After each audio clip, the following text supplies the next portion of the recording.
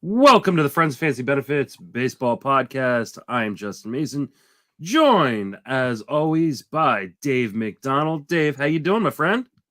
Well, Josh Naylor just hit his second home run of the night, and my Guardians were down 6 going into the 9th, and they've come all the way back to take the lead now going into the 11th, or in the 11th rather. So pretty exciting stuff here. Now, Justin, do you happen to have any Naylor shares? I do. I have Josh Naylor. Shelly and I. Shelly's a big Josh Naylor guy. Oh, wow. Well, that's good luck for you then. Or gal. Except for he is sitting on our bench right now. Oh, as no. We spent a lot of money on Juan Yepes and played him in our UT spot over Naylor.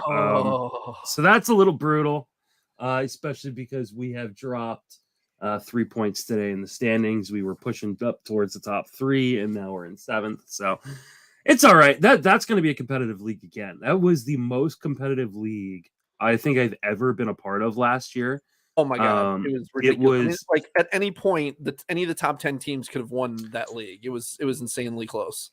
Going into I think the last month of the season, so going into September last year, 8 teams were within like 7 or 8 points of first place. And I think you guys finished 4th. We finished 5th. And we were in first like the week before. Like that's how close it was. It was insane. It was really, really crazy. And it's kind of shaping up to be similar. Right now, I think Eric Cross and Govier are leading the pack, but it's gonna be another really, really competitive league. And it's been really fun. So definitely a different format, having to work with a partner. For you, not as big of a deal. You're used to that. Right. For me, it's a little bit more challenging, but Shelly's an easy person to work with. But we're going to talk about some leagues tonight. We're going to talk about the Earth leagues and how those are going. Spoiler alert, it is not going well for me. But we'll talk about that. But first, we've got a ton of news, and then I want to talk about some of the big pickups from this last week of kind of a mini Fabapalooza. Yeah. It was built up as one that I thought was going to be a lot more aggressive for people. And at least in my leagues, people weren't as aggressive as I expected them to be. Oh, really? I was aggressive. And I went and got my guys, but ended up overspending, comparatively speaking, to other people. We'll see how things shaked out in your leagues as well. Yeah. But let's talk about some news and notes. Dylan Floro is activated off the IL today. Velo's still down a little bit. Yeah. You asked me prior to hitting the record button whether or not I started him because I have a lot of Floro, and I said I did. But you were a little bit more skeptical about rolling him out week 1. What are your thoughts on Dylan Floro? Do you think he gets this job back? Yeah, it was and it was in a league that I really needed saves, so it was a tough decision. It was either him or Matt's against the Giants, who just got done pounding him. So I was kind of hesitant about that, but I also know that, you can't make decisions based on, like, there's nothing really wrong with Matt's. It was just, sometimes you just get lit up. It happens. So I just felt like with Floro, he could get lit up too with his velo still being down as much as it is, but I do think he eventually takes that closer role there. Like we were talking about before, that pen is kind of a mess. I mean, Bender had the job, lost the job. He hasn't been doing well. And then they brought in Sulcer for a save op, and he got blown up. Yeah, he got crushed. And Stott hasn't looked great. And no. The whole pen is a mess. And that's why I decided, if I'm making the decision, obviously, like, different things can go into kind of the calculus of the equation when you're trying to figure out who to start and sit. But sometimes I look at it as, well, with Floro, it's only 1 inning, right? He can still get blown up, but if he gets blown up for like 3 runs in an inning, it's not as big of a deal as Matt's getting blown up for 6 and 3. And so because I had Matt's, I had the difference between Matt's and Floro in a few leagues actually, and I went with Floro. So we'll see how it plays out. I agree. I think he gets this job back. The rest of that pen has been really, really bad. It's a little concerning how long it took him to come back, because it felt like 2 weeks ago he was already on his rehab assignments and was throwing, and then he just never got activated. I kept holding him 3 weeks ago. Yeah, exactly. Like I think I picked him up. Like, oh, did you draft him though? Yeah, I drafted him in a lot of leagues early. I didn't get him in like my mains because the news had come out that he was going to be behind, and so I just decided to fade there. But in leagues, in DCs, I have him a bunch, and then in Barf, thank God I finally got him back. One of my 17 million injured pitchers in the Barf leagues. And then you are almost to triple digits in pitching points. You're at like 400 and some. I looked this up earlier. You're like 400 and some hitting points, and your pitching points were like 90 something. So you're almost there. It's been pretty brutal. We'll talk about it here. And Jeff's asking how we're doing in our leagues. We'll talk about that later on in the show for sure. We do have that as one of the topics. I will say with Floro, it's really just my default position. Anytime a guy's coming off an injury, unless there's certain circumstances where I really need to play them because my other options are terrible, or they looked so good on their rehab assignment that I just, feel like it's worth it. Floro, with the velo being down, I just didn't feel super comfortable. And so I generally just keep those guys on the bench, but I still hope he gets the Guardians pulled it off. Wow. They came all the way back down 6 in the 9th to win 12-9. That's awesome. Hurts me a little bit because I have Hendricks in a. I know you had Hendricks, and you asked about Class A, and he also pitched and didn't get anything either, unless he got the win. I'm not sure if he got that. Yeah, I'm gonna check and see if he got the win. He might have gotten the win, but obviously, if you're a Naylor fan, you're ecstatic today. Yeah, I mean, I'm very happy that he's sitting on my bench. And, I owned 0 shares of Naylor, man. Class A got the win. Okay, well, that's good for Class A owners. I'll take that. Yeah. I admit I knew that he hit the ball really hard, but he had a very low launch angle, and I was really not that excited about Naylor this year. But he's proven me wrong so far, and I'm here for it. So that's fine by me. Definitely got to be looking at in if might still be available in some leagues. So he could be. 12, so. Yeah, especially like the shallower leagues, maybe some Fantrax and Yahoos, especially Yahoos. You could probably still pick up some Naylor, and the metrics are very, very good. So I would do it. Just real quick back to Flora. So I'm hoping he gets the job this week. I just hope he doesn't go off for like 5 saves when I have him on my bench, but I'm sure you're hoping he does. And it wouldn't be the worst thing in the world if he does, because then that means I've got a solidified closer going into next week. So yeah, definitely.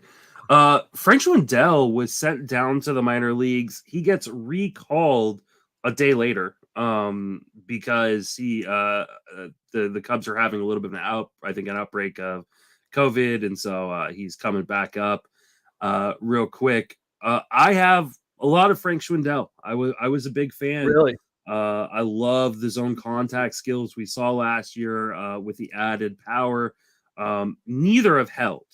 The zone contacts at like 78%, which is below league average. League average is still around 84-85%.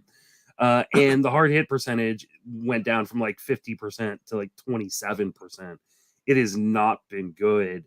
I had not seen that he got sent down, and so I didn't drop him. So luckily he's still on my reserve list of a few of my teams. What are you doing with Frank Swindell? Would you drop him at this point, even though he's back? Yeah, I mean, so Tony and I dropped him in the tag, which we only took him because there was this massive first baseman run where we ended up getting none of our targets. And so we ended up taking Torkelson, who also looks horrendous, and Swindell back to back. I was not a believer in Swindell. These late career breakout guys very rarely produce the year after. I mean, he had one good half year last year, and he was 29 years old. Those are the guys I stay away from. But at a certain point, with what's left on the draft board at that point, this is a guy who's going to be hitting 3 or 4 every year, and you're just hoping, hey, maybe he does it until we find someone that we can pick up. But no, didn't work out. So I'm still dropping him if I'm people who still have him, unless he has some kind of resurgence now. But I mean, clearly they've lost faith in him, and nothing I'm seeing from him looks, good. Like I'm not seeing, I don't think he's just getting unlucky. I think he's just not good. Yeah, he went 0 for 3 with 3 strikeouts today.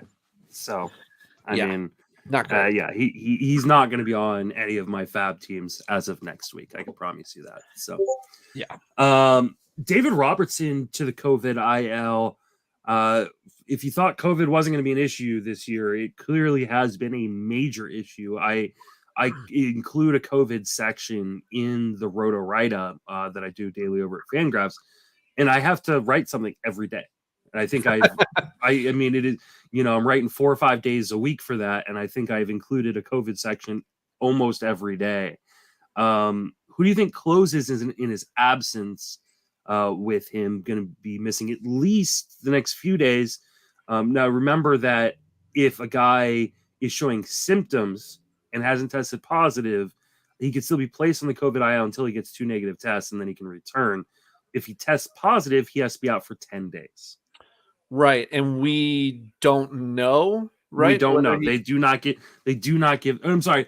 Let me correct myself. I believe if they test positive, but they have gotten the vaccine and boosted, they can return after 5 days. But if they are unvaccinated, they can return after 10. We have no idea on most of these guys, whether they're vaccinated, whether they're testing positive or just showing symptoms. They could just have allergies. But especially Marcus Stroman went on the IL. Could be contact tracing too. I don't think they're doing the contract tracing for guys who are vaccinated. Okay. It's a whole complicated thing now. But It is complicated. And you know what? You asked the question of I don't know if people thought that this was going to still be an issue. I did think it was going to be this much of an issue. And this is why I was trying to tell people, don't be stashing guys too much coming into the season. Yep. Don't think you can hold all these guys, because you're going to need healthy players to throw in on a Monday after you've already done FAAB on Sunday and your guy has COVID. I mean, we've seen it so many times. Or in the middle of a week, if one of your hitters all of a sudden goes on COVID IL, you need to have a guy to put back in for the second half of the week. And if you don't have healthy players to do that with, then you're really taking zeros. And when people stash guys, all they think about is the upside of what happens when they get them back. They're not thinking about all the zeros they're taking along the way. That hurts you way more than those guys are going to help you leading up to that point. So I think it's going to be Givens. I mean, I think he's pretty clearly the next in line there. So I would expect Givens to get the save ups. For what it's worth, I did talk to Sarah Sanchez, who covers the Cubs, Bleed Cubbies Blues. She writes for, and she covers fantastic writer. Yeah. Sarah's one of my favorite people for sure. She's in Glarf with me, and Jake and I hung out with her after the draft and everything. We went out for some drinks. Very great lady. We're big Sarah fans, and I was asking her about Marcus Stroman actually, and she said that the Cubs have been explicit recently when someone was out of the lineup for non-COVID reasons. So my operating assumption is a positive COVID test.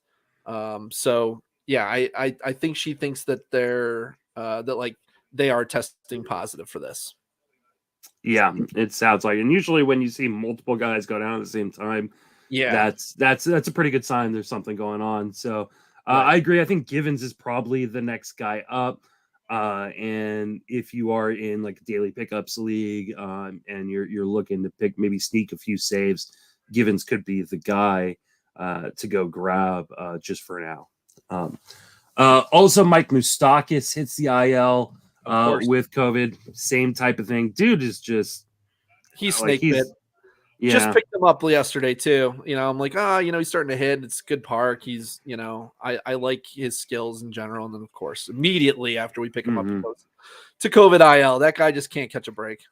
Yeah. I don't know if I don't think there's much to say other than that. Just kind of a heads up. Luis Castillo returns today. I believe he went 4 2/3, gave up a couple runs.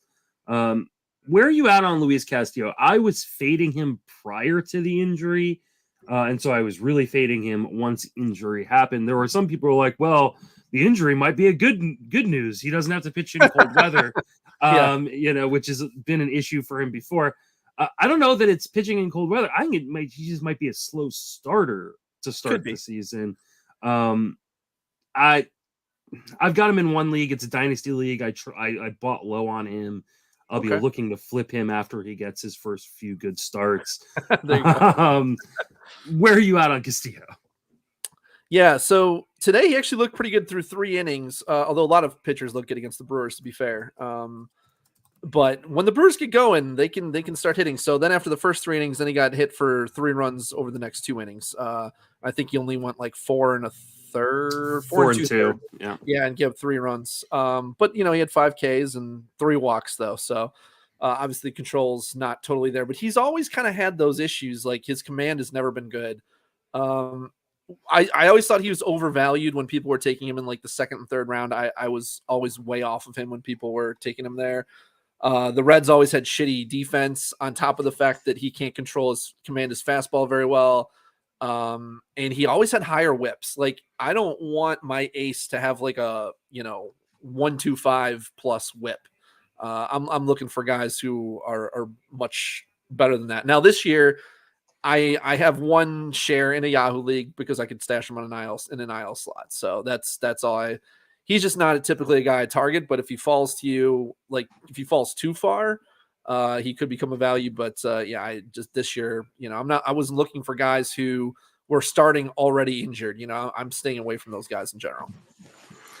Yeah, a little concerning. I haven't watched the start yet, so I'm gonna I'll sit down after we finish recording and kind of watch the start. But I mean, the things that jump out: gave up a home run, which is never great. But he also gave up 3 walks, which is a little uncharacteristic of him to walk 3 guys in a 4 2/3. So I'm interested to kind of break it down. Probably have more information on the sleeper and the bust tomorrow when I sit down and talk with Paul. I'm sure we'll discuss that. So, but if he's back, you've got to throw him in your lineups, right? He's got Pittsburgh, I think, next for his next start. So that's a tough one to avoid. Yeah. Yeah, I think you got to just throw him in. Yoan Moncada, another guy I was kind of fading coming into the year. He's returned. Probably signals the end of Jake Berger in Chicago for the near future. What are your thoughts on Moncada? Was he a guy you were on this year? No, I mean he's so talented, but to me he's a guy who just doesn't give a shit like about baseball. He's more concerned about his music videos and all that stuff, and I don't know.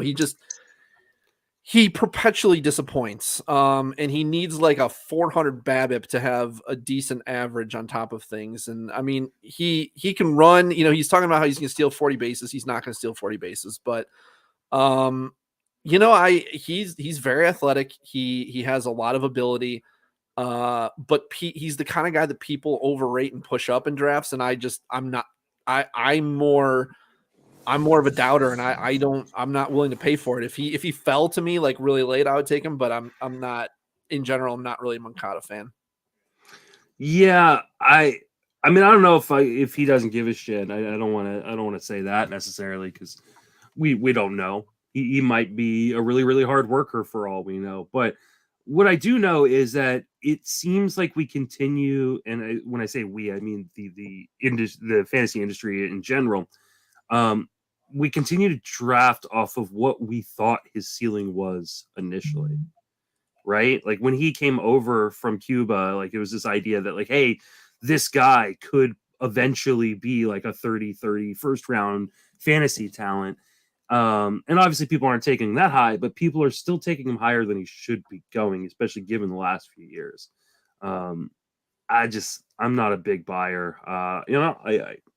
I'd love to see him. I remember in the inaugural Friends of Fantasy Benefits Dynasty League, or actually it wasn't the inaugural, it was the second year of it. I traded up to go and get him with the first overall pick. Wow. And I traded up a lot to go get him. I'm no longer in that league, so I don't know how it worked out for whoever took over my team. I know I won a championship the first season. There you go. So, but I don't know that those who did what I did, and I'm sure a lot of people did try to trade up to go get him. I don't think it's worked out real well. Speaking of not working out real well, Akil Baddoo has been optioned by the Tigers. Yeah. This is just a bummer for people like me who drafted him. in spots. I mean, I wasn't. I really overly feel like I let invested. you down. You're drafting Badu and not drafting McGill, and I'm pretty sure I vehemently told you the opposite on those. So I feel like Yeah, I did not do a good enough job here of convincing you, apparently. I'm really surprised, not by the fact that they optioned him, just the way they used Badu. Okay. I understand, like, hey, you know, maybe you platoon him, but like he wasn't getting run out there versus righties, and he was getting thrown at the bottom of the lineup. And Yeah, I was a little surprised that they didn't start him at that point. Yeah. I mean, if Green was healthy, I could understand it. Hey, Green's one of your top tier prospects, but he's not. He's not on this team right now. He's on the IL, and you're running out Victor Reyes. I don't understand. I mean, he's clearly droppable in all formats. I think that speaks to their confidence in Badu, though. Like, so not just looking at this year, but let's look at last year. This is a guy who had a 72% contact rate with a 78% zone contact rate. Those are only acceptable if you're like a 40 home run hitter. He is not. He had a 32% hard hit rate, a 26.5% K rate, you know, and then he did not hit lefties well at all. I mean, he was what was his WRC plus versus lefties was like, oh, I'm sure it was atrocious. I mean, it was really, really bad. I mean, it was historically low. Where I think I tweeted out before I went to Vegas. Yeah, 47 WRC plus versus lefties. I said at best he's a platoon guy. That you're hoping that he just succeeds as a platoon guy who keeps the leadoff slot. But lefties who struggle versus lefties not always, but very often end up losing that playing time, and I stay away. Yeah. Lesson learned, I guess. I mean, luckily, you know, for me, I have other guys that I can, you know, bring up and bring them in, but you know, I'll take the L on that one. That's just, you know, I know you see a guy who can hit homers and steal bases. I get the allure. I thought at least you get the stolen bases. Yeah. And I did not see that. I did not see the possibility that, especially once Green went down, like that he was going to get sent down. Like I just thought they got. Yeah, I thought Green going down was a really good sign for him. Yeah. I still wasn't a believer in his skills, so I still stayed away. But I was like, well, I guess he's going to get a little bit of run now, and they did not give him any run. Yeah. Carlos Correa, there was an original report that his finger was broken. Right. Which sounded like, and they were going to bring up Royce Lewis. The second part turned out to be true. They did bring up Royce Lewis, but Correa's finger is not broken. He doesn't look like he's going on the IL. Do you think Royce Lewis is going to be in the majors for very long? So funny enough, right before this happened, I literally was texting my friends because I was doing a deep dive into minor league stats, and I said, there's a couple guys who I'm really interested in stashing if possible. And I was like, Royce Lewis looks really good in the minors. He looks like he's ready. And we all know Correa can't stay healthy. And then sure enough, like the next day, Correa goes down and we're like, oh, wow. Didn't even have any chance to take advantage of picking up Royce Lewis ahead of time before that happened. But, you know, with a broken finger, you could see him getting enough run and then maybe even cementing himself if he does well. But now it just sounds like Correa is probably going to miss at most 10 days, maybe not even. And they're going to get Arise back off the COVID list soon. And they had Kirilloff come back. I just don't think that they're going to have room for Royce Lewis. Like especially if he doesn't start like just going nuts here.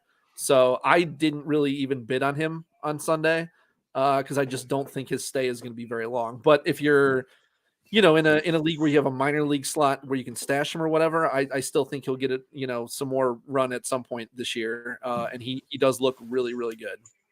Yeah, I think once Arise is back, he's probably done. And Correa.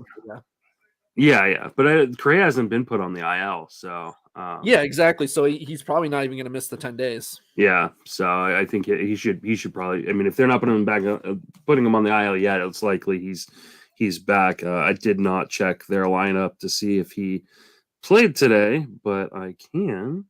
Oh, nope, they were off. So we'll find out tomorrow. Maybe they make a move and Royce Lewis down. I think Royce Lewis is really interesting long term. There's power, there's speed. Sure. He has been playing a lot of different positions in the minor leagues, and so he could turn into like a super utility guy. if they want to give him that opportunity, I do think they want to give him full-time at bat. So yeah, no, if I he think he's stays better up, than that's a good sign. I think he's really worth play. I mean, he can play every day for sure. I don't think he's just a super utility guy, but I mean super utility guy as in like he won't have a set position at least this year. Yeah, I don't know. I guess does Polanco have the ability to play anywhere other than second and short? I forget if he used to play third. Maybe. I mean, if they can put one of these guys at first, honestly, I'm not a big Kirilloff believer, and he can play. I think that's Miranda needs to play first. Oh yeah, that's probably right. Okay, so they play Miranda at first. Can Polanco play third? I thought that's why they have Urshela, and Urshela's an amazing defender. Urshela. So Polanco used to play third. I think left field is the likely spot. That could be for it's a matter of like what happens when Sano comes back. I don't think they have to play Sano, honestly. I don't think they do either. Yeah. I also think this is a situation that can work itself out. I mean, just about every single guy on this team has injury issues. Oh yeah, Correa chief among them, but yeah, Correa, Kirilloff, Buxton, Sano, Urshela was injured a lot last year. Like, I mean, all these guys have injury risk. I think it'll work itself out in the long term, and so I would try to continue to stash him even if he does get sent down, because I do think there's immense upside here. But there is a reasonable chance if it's a short bench, I don't think you can stash Royce Lewis. Like, I don't That's think fair. he's. I think if it's I just don't think like NFBC, and you're certainly not stashing him in shallower leagues. I don't think he has the potential to be really good. I don't think he's like a guarantee to be good right away. So I don't think you need to hold him really anywhere. A guy you may not need to hold either is Edward Olivares. Hits the IL with a quad injury. This is a huge bummer because he was playing well and starting to get some run after racking leading off. I mean, a year after receiving so many frequent flyer miles being sent to AAA and back. Beyond irritating. This is one of my dudes. Like, he was on a bunch of my DC teams. And I actually spent money on him yesterday in Tout Wars. How much? Like 40 something bucks. It's not a big deal. Is this $100 or $1,000 fab? $1,000 fab. Okay. And I was able to throw him on the IL. Yeah. Oh, you have an IL slot. That's nice. Yeah, we have unlimited IL slots there. Oh my good lord. Yeah. That is like one of the weirdest teams I have this season. It is doing really well. In spite of the fact I am getting 1 point in ERA and 1 point in WHIP. I have an astronomical WHIP in ERA in Tout Wars, but I'm doing so well in all the other categories. I'm in like third place right now. You're gonna have to pick your streamers a little more cautiously there, buddy. I may get to a point where I just throw everybody and just say screw it and double punt. League I don't know that I can, but ratios, that seems really difficult. I think it would be really difficult, but I mean, I just keep getting lit the fuck up. It's still May. It may take a couple months, but you can still get there. You just got to make sure you're choosing really cautiously. Yeah, not taking too many chances. Yeah. So, but what about Kyle Isbo? I think he likely would be the next man up there. My gut 2 weeks ago, not this past Sunday, but the Sunday before, my gut was telling me to pick up Olivares. And then every other rational part of me was saying this is the guy that they jerked around all last year. And when they brought both him and Isbell up, they're playing him against lefties and Isbell against righties. So I'm like, okay, I guess Isbell is going to get the starts against righties, even though I really want to take a shot at Olivares because, like you, he's my guy. He's the guy who I think has the upside. He's the guy who I think has. I mean, they both have some speed. Olivares can steal a lot, though. He has a lot of speed. And so, like, that can be a game changer for you. And then not only that, but then they start hitting him leadoff. And I'm like, son of a bitch. And then so he's available. But then he got hurt right before FAAB last night. And so. Yeah, I canceled my bids in the NFBC. See, I still if I had a slot to stash him, I still wanted to, because we didn't know that he was going on the IL. We thought he probably was, because we heard it was a quad injury, and those are usually not good, especially for base stealers. But, it was worth taking a shot on him, especially if you need that speed where you can stash him for, it could be 10 days. It could be, a month and a half. I don't know. But at least if you could get him for pretty cheap. But some people didn't lower their bids. Like, they clearly had set their bids for Olivares, and then they didn't see that they got injured. Or you have so many teams that you just miss one. I saw Modica was like, I thought I went through all my teams and lowered the bids. That's the worst, dude. Yeah, he got him for like 135 or something, which had he not gotten hurt, 100 to 150 is probably right in the range of where you'd be bidding on him. So in a 15-teamer, which was a bummer for him. I was like, that sucks. But yeah, I don't know about Isbell. He sat today. He played the previous 2 games, but he sat today against a righty. So, Dozier played in right field. They played MJ Melendez at DH, and everybody else kind of played their usual positions. So I don't know, because they do still have Dozier there. Yeah, Dozier may be the beneficiary. I'd love to see him give. Oh, and they're playing Ryan O'Hearn. I forgot too. He's played 4 out of the last 5 games. So I don't know. Royal's gonna Royal, I guess. Isbell's a real interesting guy. I don't think he has a massive upside, but I actually think he has a pretty decent floor if you were able to get full-time playing time. I just don't know that they're gonna be really good. I think he's one of these guys you can steal plus bases, honestly. Like, he could try steal 15 if they give him full-time playing time. I think he could be very Andrew Benintendi-esque. Like kind of like a 15 guy with a decent average. So, but you got to kind of watch the lineups. This is why like Mike Curlin's lineup tracker is really great. And if he starts playing regularly, then hey, that's a really good sign, and he'd be a target of mine. Fab. If he's not, then obviously you move on to the next guy. Hopefully, he can raise his launch angle from negative 3.7. Mm-hmm. that would be beneficial to do. We have Brandon Belt, Lamont Wade Jr. back for the Giants. Longoria is expected to be back soon. Gabe Kapler earlier today said that he's ready to be activated. The team is just kind of waiting to make kind of decisions on players. And I think they're trying to figure out what is going to be a logjam with all these guys returning, because you've got guys, like Luis Gonzalez, who's been playing really, really well. And they don't want to lose any of these guys, especially if they're out of options or things like that. So how do you think it shakes out in San Francisco? Well, so I just looked at the roster resource and noticed Belt he came back from 1 game and got hurt again. Yep. Yeah.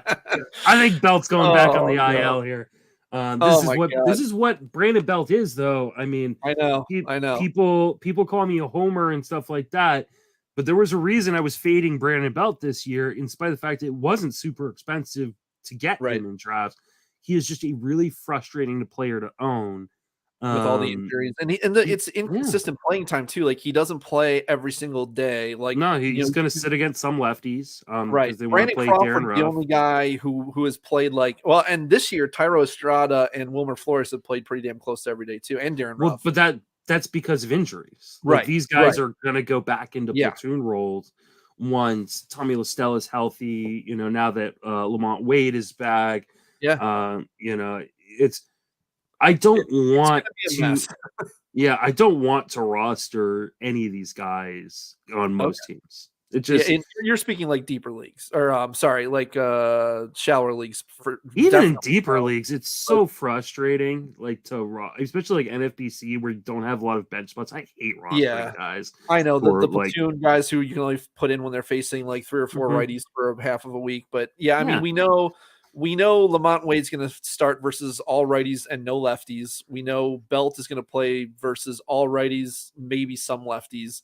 And then Longoria is going to face all lefties and probably like half to 2/3 of righties or something like that. Longoria will play pretty close to every day once he's back. Last year he sort of did, but he sat against a fair number of righties too. They'll sit him just to give him days off, to try to keep him healthy, though that doesn't seem to work at this point. Yeah, it's a frustrating. The Giants are such a frustrating situation to try to deal with. Wilmer's been pretty hot too. He's had home runs yeah. in 2 consecutive games now. Yep. It'll be interesting to see what they do with him, because Estrada may lose playing time once Longoria comes back because they want to get Wilmer playing time. So well, they can. I mean, I definitely think that they're going to probably not give Luis Gonzalez as good as he's been. I think he's probably the guy that they take the playing time away from. Darren Ruff probably could be. He could go back to being a short side platoon guy. Honestly, he could. Yeah, absolutely. He has not impressed. Versus that's the thing. He has hit the ball really hard. Yeah, he has gotten, and this is not like statistically backed up. It's just what I've seen on the field. Even like tonight, like he had some really hard hit balls tonight that just found gloves. I'll take a look, but my guess is his BABIP is extremely low. Let's see, his BABIP is 267. He's a career 303 guy. It's low. It's not low compared to most guys right now, though. Most guys have like 100 BABIPs. That's fair. I think Ruff will get better. The problem is, will he be relegated to a short side platoon guy? Right. Because the Giants have too many guys. Like, I think if he gets the opportunity, I like his chances to do well because he is hitting the ball hard. I mean, 112 max EV, 47.5% hard hit rate. This is a guy, he's just not barreling the ball right now, but this is a guy who I'm really intrigued by if he gets the playing time, but it's more about what the Giants think. And if he's not producing and they have all these other options, I don't know that they're going to keep giving him those opportunities. I agree. Chris Taylor leaves with an injury on Monday. Some sort of knee issue. How worried are you about this? I just saw it, so I'm not sure that they even know. And then in the notes, I also have that Margot and Suzuki have leg injuries too. Yeah. Oh, man. I don't know how serious any of them are yet. Like they could be just day-to-day things. I just saw that like Taylor got removed from the game. Margot got removed from the game. Chris Taylor's X-rays were negative. It's just a bone bruise, so he's day to day. So it sounds like he's okay. I'm looking up Margot right now as we speak. Suzuki is right ankle soreness. They're just calling it right now. So if that's all it is, then that's not a big deal. Margot, I'm not sure specifically what it was. But I know that they took him out while he was on the bases, so that's never hamstring discomfort. Yeah, that sounds like an IL situation to me. Yeah, so we'll see. I'd consider it day to day for now, but yeah, that's usually not very good, which is a bummer. He's been playing really, really well. As of late. He has really come on lately, but he's honestly like the underlying numbers have been good for him all year. He just hadn't really been producing, and then Tampa's kind of like San Fran, where it's really kind of frustrating because a lot of their guys don't play every day outside of Wander Franco. So like they all get days off, and Margot like sometimes gets down to playing like 60% of games, and it's really frustrating to try to hold him during those times. But this year he had looked really good so far. So this would be a bummer if he misses some time. Taylor Ward, he's absent Monday because he's got a hamstring issue himself. This is a real bummer for people who invested a lot of capital, FAAB capital into him. I believe he said he expects to be back tomorrow, though. So it sounds like it's. I mean, but I'm always skeptical when I see hamstring. But it sounded like he didn't think it would keep him out long. But never listen to the players on stuff. So yeah, it says little tightness in the hamstring, expects to only miss one game. So I would not be surprised if he misses more than a game. That's all I'm saying. Yeah, hopefully he'll be back. He's been great. Oh my God, he's been monster. Yeah. So I don't have him anywhere. It was such a tough situation with Adele and Marsh there to figure out the playing time. But Joe Madden had been kept saying like he went for so much in my mains. Like he went for $180 in one of my mains, and I just couldn't pull the trigger. He's been worth every penny so far. Yeah, he has. Josh Naylor hits 2 home runs tonight, including a grand slam, and then what ended up being the go-ahead runs for your Cleveland Guardians. Yeah, wow. We already kind of mentioned him a little bit at the top of the show. Are you going to be kind of seeking him out in some of your Yahoo leagues where he might still be available? Yeah, a little bit, because he was like, I admitted I was not really a Josh Naylor guy, but he's making 84.5% contact rate and close to 93% zone contact rate. The hard hit rate is there. He has really good natural power. I don't think he's like a 30 home run guy, but if they're going to play him every day and hit him in the middle of this lineup, I don't think people realize how good this Cleveland lineup is performing right now. Like, they are, I think, might be the top offense in the American League right now. I don't expect that to hold, but like, they are producing at a very high level right now. And if he's hitting in the middle of that pretty much every day, first base outfield eligibility, you got to be interested. Yeah. He's not available in any of my leagues, unfortunately, but not in the 15th for sure. But like you said, yeah. the Yahoos and maybe Fantrax might. Mm-hmm. Yeah. Cleveland is been playing fairly well, actually, surprisingly. Really surprisingly. Yeah. They're just 3 games behind Minnesota right now and half a game above the White Sox in the division. That's going to be a fun division to watch. It is. I really thought the White Sox were going to run away with that division, but they're banged up. And Minnesota's played well. Yeah. Cleveland's playing pretty well, so that's going to be fun to watch. Yeah, I would check your ESPN, and actually, I've got a league on ESPN, so I will just take a quick look and see what. A lot of people picked him up like right when he came up, and then I think since then he hadn't done a ton, so people kind of dropped him. And Cleveland kind of mixes up their lineups a little bit too, like where he's not going to play literally every day, but he plays enough. He's only rostered in 9% of ESPN leagues. Okay. Now these are 12-team leagues? They're typically 10-team leagues. Oh, 10-team. Okay. Yeah. So if you're playing, but I mean, still, like I can check Yahoo. I don't think I would be owning him in 10-team leagues despite the monster day-to-day. Like, you can't overrate based on one game too. So, I mean, those could have been solo homers, people could. Yeah, but he's also multi-position eligible in most leagues, which is nice. 10-team leagues, those guys, I guarantee you, like, they're not even holding a Joey Votto or anything. Like, they've got pretty good first basemen in those leagues. Yeah, that's fair. All right, let's keep it moving and discuss Lance Lynn and Chris Sale. Neither are expected back till June. It sounds like Chris Sale may even actually not be back till July. Yeah. This is again here. Spoiler alert: both these guys are my top 2 pitchers in my Barf league, and they were both healthy when I drafted them. What are you doing? Are you holding on for dear life with these guys? I mean, you can't hold both. Not in a league with a 7-man bench. I mean, with Lance Lynn, I think you got to hold him because he sounds like he'll be back right around early June. But like you're saying, with Sale being out now until closer to July, that's so long to hold a guy. All I'm saying is it depends on your team. If you don't have anybody else that you're stashing, you might be able to hold them, but just make sure it's worth it. Like, don't put yourself in a position where you're going to take zeros. Don't have your entire bench be all IL guys. Like, you need to make sure you have a couple of guys available to put in when you need to. So, I don't. I have nobody. We'll go more in depth. I'm at a point now where I have to make a decision on. I'm probably holding on to Lynn. And Blake Snell's coming back for me in Barf here next week, it looks like. But I'm probably gonna have to make a decision on Chris Sale here, and it's probably gonna be the cut.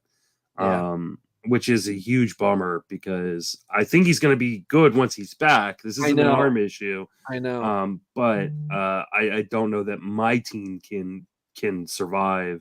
I've seen your it's not really survive. It cannot. Yeah, it cannot. So the problem is it's a 15-team league. The guy I'm going to replace him with is not going to be good. So we'll see. Cody Bellinger sucks again. Yeah. There was a great stat you showed me. So why don't you go ahead and say it? Because I want you to be the one who says it, not me.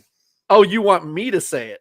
Yeah. Oh, I Yeah. thought you were gonna say it. Okay. No. So there's a guy on Twitter. I don't know who he is, but Jeff Jameson Wilmams Crisco. I don't know, but he was replying to Kev Rotosurgeon, and he said season up to and including 420, like April 20th.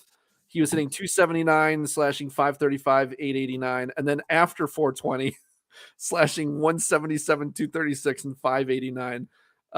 So we all know about Cody Bellinger's struggle with pot in the past. So I don't know, maybe he's gotten up to that again, but I don't know.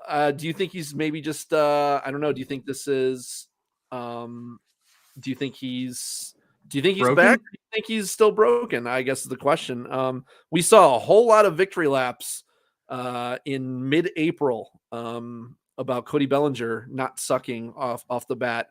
And a lot of these people were the same people taking victory laps on him last year when he had like a couple of good games. And let me tell you, it didn't work out any better that year either. It was a disaster of a year. So don't take victory laps in April, guys, or even May for that matter. Just don't do it. Wait until you actually know what you have. Do I think he's like back to being like even anywhere close to what he was in 2019? Absolutely not. Do I think he's going to be better than this? I kind of do. The zone contact is right around league average. He's hitting the ball hard when he hits. The problem is he's striking out 30% of the time. Yeah. So like I think he's not ever, but do I think he's getting back to MVP form at any point this year?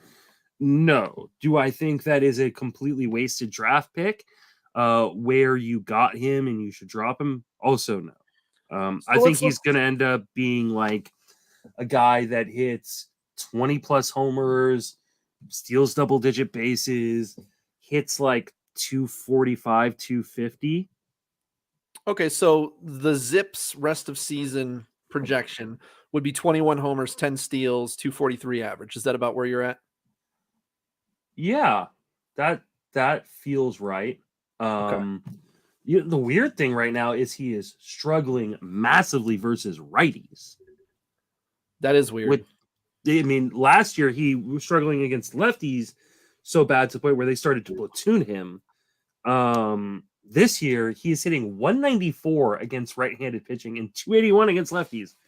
I think this is just a guy who is a tinkerer, and I don't like tinkerers. This is what BJ Upton did, or Melvin Upton Jr. did for years. He would have a really good season and go, "Hey, I'm going to do this now." Like, why? You were really good last year. Just keep doing that. Do you think he did that just to tinker, or do you think he did it because his shoulder wasn't healthy and he was looking for a way to put less stress on his shoulder? Because that's more along the lines of what I was thinking was going on. No, I think this is who he is. I think he is one of those guys. His dad is a former major leaguer who's just like I think he needs to get away from his dad. Okay. I think he needs to work with a professional hitting coach. Maybe talk to teammate Justin Turner and work with his guy who just totally revamped his career. Because there's clearly power in the bat. He hits the ball fucking really hard. He's actually making decent zone contact. He's got a good eye. Like, this should come together. It may still come together at some point this year. I'm just not betting on it. Yep. I think that's fair. He's obviously, he's still got 4 homers, 3 steals. You're not cutting him, but no. Do I have faith that he's like, I was never a believer that he was getting back to that level, and I'm still not. And I've seen nothing to change my mind on that. So I still think he's got issues, but he's a guy that you in 15s absolutely have to stick with. In shower leagues and like 10-team leagues, this would be a little tougher of a hold. I think it's so hard to drop him. Yeah, even in 10-team leagues, I think you have to just ride it out. Unless if he starts doing again what he did last year, where it was clear, like looking at the underlying numbers, that like he had no clue what he was doing up there. Yeah, but that's not the case right now. I still don't know if the shoulder's healthy, by the way, either. So I don't either. and the shoulder may have something to do with it. But very well could. At this point, I think you roll with him because I mean, like his XBA is like 263. If he was hitting 263 with 4 homers and 3 stolen bases, we wouldn't be having this discussion. Yeah, that's true. The thing is, though, I don't know because I think his XBA was like over 300 earlier, and now it's down to 263. So I think if you look at like a rolling, he also went 0 for 4 with 4 strikeouts tonight. Yeah, exactly. Like I think he might have lost something in the last like 2 weeks, but I don't know. We'll see. Too much pot, man. That California weed, man. It's the real deal. So our buddy Matty Wood always tells us, yeah. I mean, I don't smoke weed. I have not smoked weed in a long time. It would probably fucking kill me. If I did. I mean, you're smoking cigarettes. Let's not say that that's not killing you. So. Oh no. So I mean, completely off topic. A little insight into the world that I used to live in. So when I was in the Army, obviously I could not smoke marijuana. And so the first thing you do when you get out of the military, usually is go smoke weed, right? I didn't know that. Oh yeah, because you're not allowed to. So lots of people like they go and smoke weed. Marijuana had changed in potency in the time that I joined the military to the point where I got out. And I went from like, I did my fair share of that kind of stuff when I was in high school. I took one hit at a party and I had to take a nap on my way home, driving home. And then my God. The last time was I smoked a joint with a buddy and sat down and watched Napoleon Dynamite. And I got so upset because I could not understand what the plot of the movie was. Not realizing there is no real. Yeah, it's I don't know the plot of that movie, and I was completely sober. Yeah, exactly. But it just really frustrated me. And I never did it again. It's been 18, 19 years now for me. So I can't imagine what the potency is like today. Well, so let me tell you a little story. I, grew up not doing any drugs. Like me, Jake, and Tony, friends since high school. We didn't drink in high school. None of us drank until we were 21. I didn't drink until I was 22.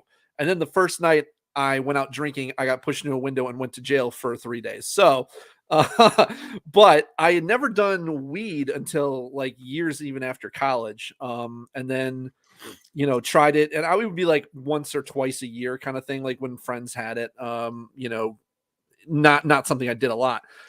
So then I had like my first gummy in Vegas several years ago. And they must have been like super low potency because I had like, they were huge gummies. And I had like 3 of them and I felt very, very little. Then I go to a vacation house with some friends last summer. And my friend comes over with this gummy about this big. And I'm thinking, all right, I can probably do like 7 of those. And they're like, no, you should start with a half. And I'm like, come on, like a half? No, I'm gonna do at least 1. So I do 1. Holy shit!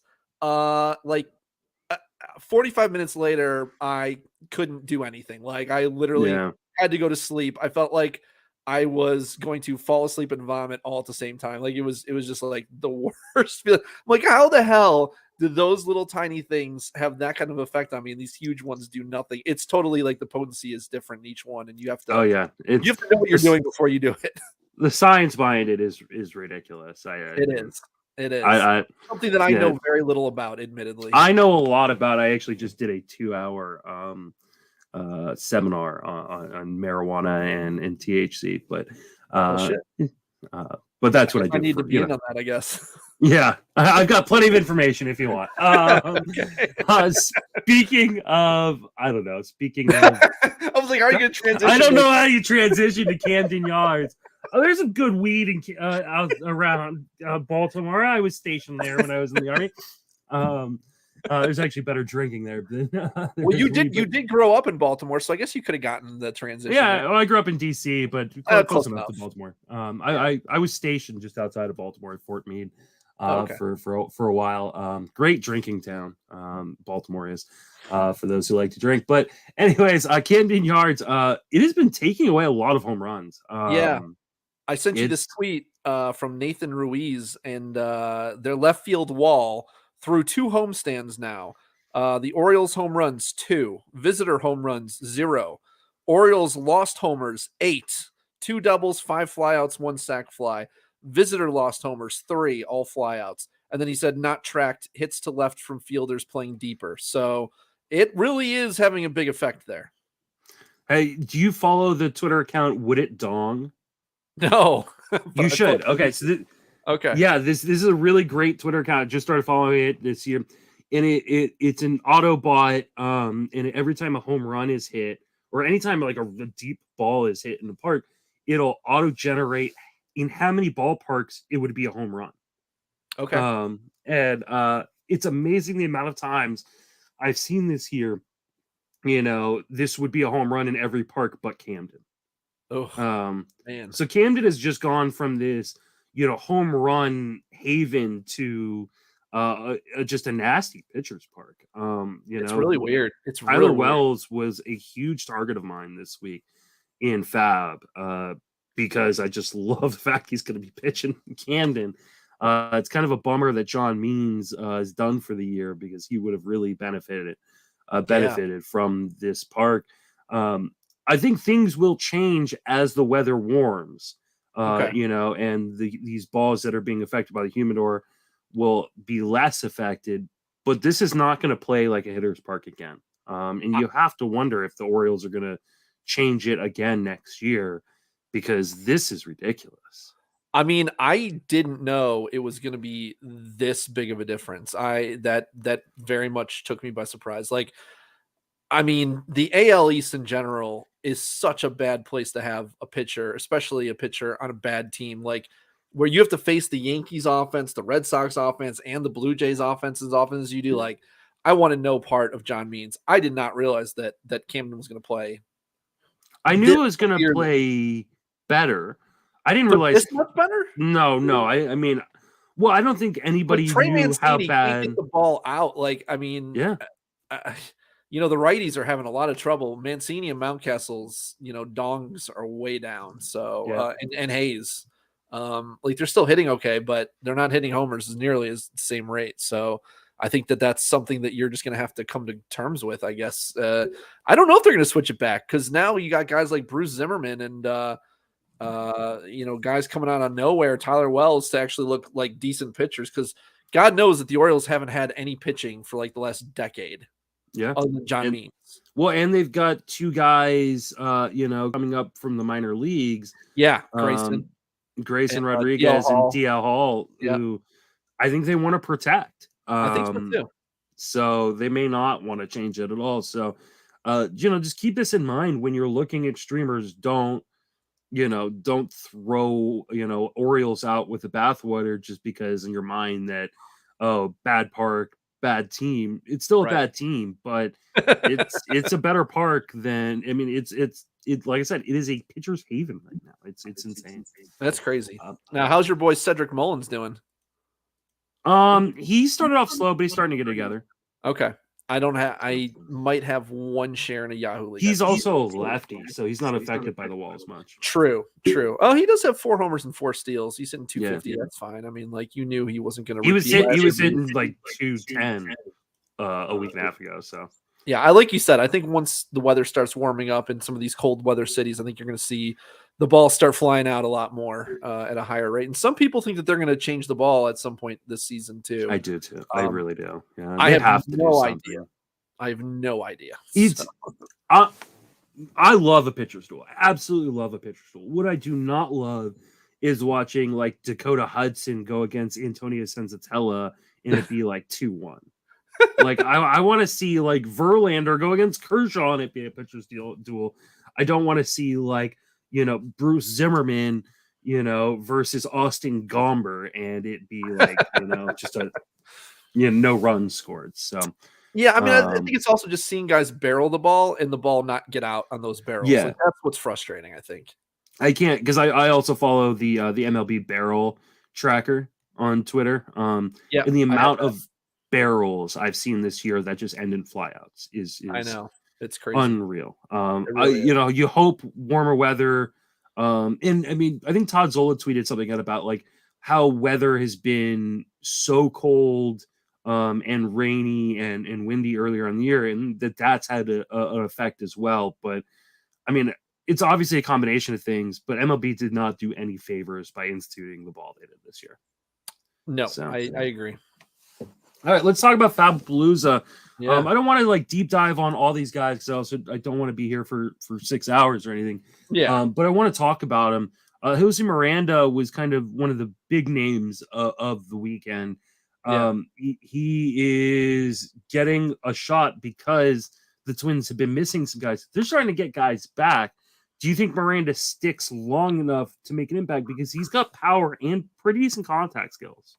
Yeah, he has the exact type of skill set that I'm looking for a minor leaguer. Like he is very contact oriented. He's never had a K rate in the minors above 15%. So that's what I'm looking for. I'm looking for guys like that who can come in right away and be successful. He already has a homer. I know he's only hitting 154, but yeah, I mean, he's got a 125 BABIP. He walks 7% of the time, and his strikeout rate's only 3.5% right now. Granted, small sample size, but he's not going to strike out a lot. He's a guy who can hit, 270 to 280 with 20 homers, I think. And I don't think he's losing that job. I think he's going to be up and playing for the rest of the year.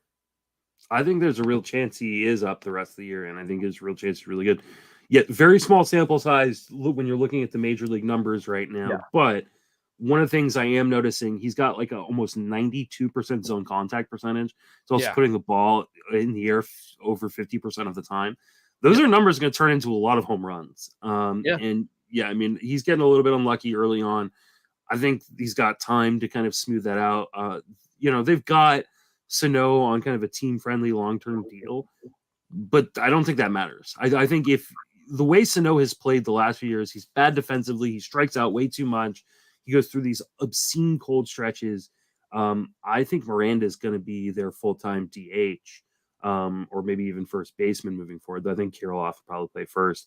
And I think that, especially with the Twins performing well, I think they're going to want to put their best talent on the field, and that the part of that is Josie Miranda. So if he's crazily still available in your Yahoo or ESPN leagues, you got to go grab him. What about Juan Yepez? Shelly and I got aggressive on him in FAAB this week in the tag team league. I think it was you son of a bitch. It was a little bit out of frustration because we had tried to get aggressive in the tag team league on a few guys. Tony and I were the runner-up on that one. Were you? We were not pleased. Well, yeah, we had Torkelson and Swindell. So you bet your ass we needed a first baseman badly. Who'd you guys end up with? No one for first base. We're just rolling Torkelson. We dropped Swindell. So yeah, it's an ugly situation. Yeah, I like Yepez a lot. Hit his first home run over the weekend. It looks like they're gonna give him some run here. Playing every day. They've got some really kind of big strugglers on that team. What are your long-term outlook on Yepez? Yeah, I mean, like I know that they were gonna give Pujols some at-bats because of his history there, but they know that he's not helping them win games at this point in his career. And Corey Dickerson has looked pretty bad. So, Yepez definitely has an opportunity to run away with a full-time job there. And I think he will. He's played every game so far, which, is like 6 games, but he's hitting fifth. They've hit him fifth every game. Like they're hitting him pretty close to the middle of that lineup. He's got a little more power than Miranda. He's probably more of a, 25 homer guy. And probably he doesn't have the same contact skills that Miranda has, but he doesn't struggle. Like he doesn't strike out a lot either. Like he's in the 20% kind of range K rate.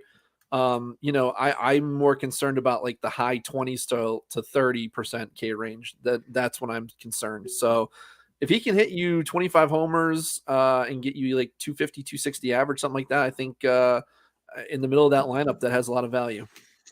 Yeah, I think he's a guy that might have gone under the radar in some of your shallower formats. So I would definitely check if you're playing 10 and 12 if he's still available. I need to double check something real quick. Oh yeah, because he's played. So I think he's like eligible. I think at first base in some leagues, and now he's playing in the outfield. So he'll gain outfield eligibility in those leagues where he's already first. Yepez? He has 2 games in the outfield. Yeah, he should eventually gain it, but they 10 games. He's through a week. He's 1/5 of the way there. Yeah, so another maybe 3 weeks or so, or something like that, or I don't know, 2 weeks. But they're playing him at DH a lot too. Also we forgot to mention with Miranda, I think he has third base eligibility, but he's going to gain first base eligibility pretty soon too. Is he? I don't think he's going to play much first with Kirilloff back. That could be true. I don't know. I know he played there like 6 games or so. 4 games. Okay, so yeah, you could be right. Now with Kirilloff back, they might not. So he might not end up. And then when Arise comes back, I think, and Miranda's really bad defensively.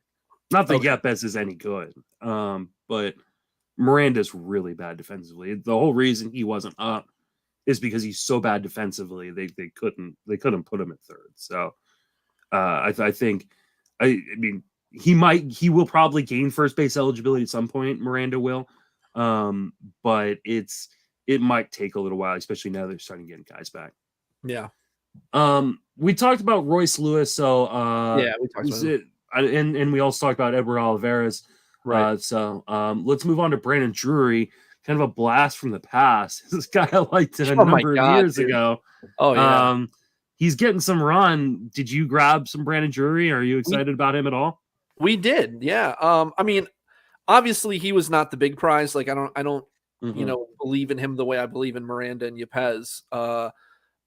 In a lot of ways, I think he's more or less just a guy, but then there's a little something there. I mean, this is a guy who, years ago we were thinking could be like not the next big thing, but we were pretty hopeful that he was gonna, back when he was in Arizona, we were pretty hopeful that he was gonna be a fairly big player. And it could be just a hot streak, but he's got a 112 max EV, 49% hard hit rate, 42% hard contact rate, 81.5% contact rate, and 89% zone contact rate. So everything's looking pretty good for him. He's definitely on a heater. His K rate is down too, which I like. He's down to 21%. If it stays in that range, I like it. I mean, his XBA is 281. He's hitting 276. And he's triple position eligible, I think, at second, third, and outfield, I believe. Mm-hmm. There's a lot to like there. And, with everybody spending up on Yepez and Miranda, we were able to get him for, in the $30 to $40 range. Unless you're in Paul Spore's league, which I heard he went to like, $90 some on him. So you're not gonna get him there. But I saw like Slack or someone was complaining that they didn't get him with their 80 bid. And I was like, holy hell. How did an 80 bid for Drury not win? But I'll have to double check because okay. If Slack was in that league, then that was not in the league I'm in with Paul. But I can double check and see. I'm not sure what league it is. I just saw them talking about it on Twitter, and I was like, I just saw that an 80 bid didn't get Brandon Drury, and I was like, whoa! He got him for $57 in our main. Okay, so he didn't go as high as 80. Yeah. In that one, but $57 is not nothing.